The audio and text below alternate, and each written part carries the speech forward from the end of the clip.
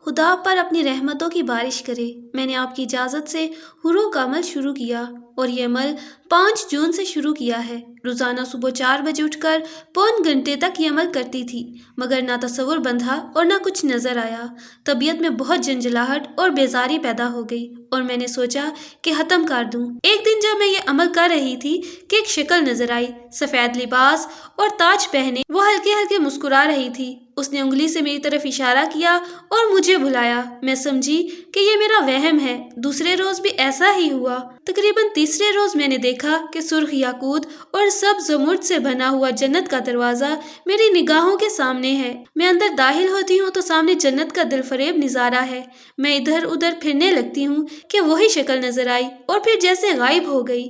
میں آگے بڑھتی ہوں تو ایک درخت کے نیچے تخت ہے، اس پر ایک شخص گاؤ تکیے سے ٹیک لگائے بیٹھا ہے۔ جب میں قریب جاتی ہوں تو وہ عام انگور سے کہیں بڑا انگور میری طرف اچھال دیتا ہے۔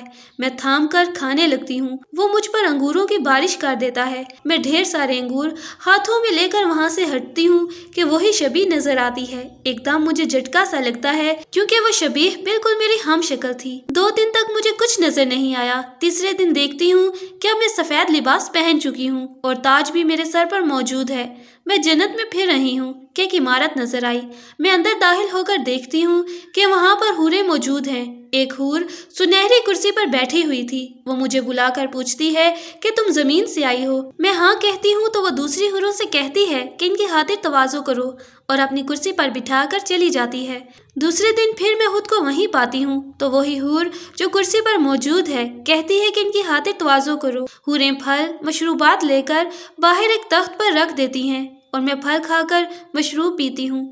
پھر ہم نماز ادا کرتے ہیں اور اندر ہال میں داخل ہوتے ہیں تو کرسی پر بیٹھی حور کہتی ہے تم ابھی ٹھہرو گی؟ میں سر ہلا دیتی ہوں۔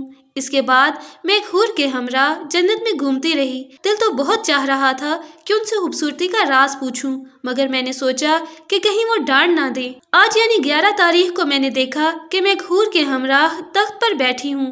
ہم دونوں جنت کی سیر کرتی ہیں۔